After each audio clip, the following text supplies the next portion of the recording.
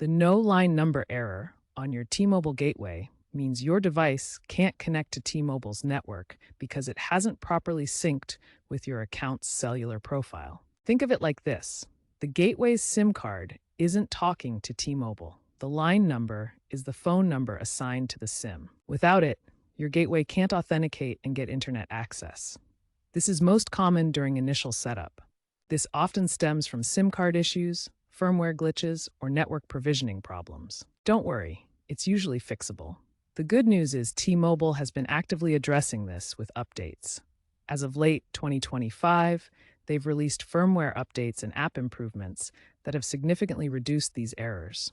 In fact, the latest gateway firmware, version 4.2.1, released in August 2025, includes automated SIM provisioning fixes that have reduced reported cases by 40%, according to T-Mobile's internal metrics shared in Q3 2025 earnings reports.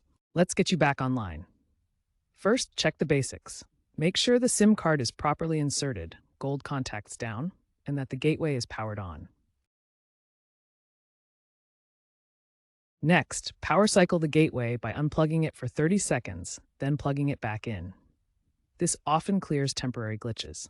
T-Mobile now ships pre-activated SIM kits with QR codes for easy scanning, reducing activation errors. If using a physical SIM, try reseating it. Use the T-Mobile app, version 5.8 Plus, to check your account status and look for a Force Sync button in the gateway's web interface, accessible at 192.168.12.1.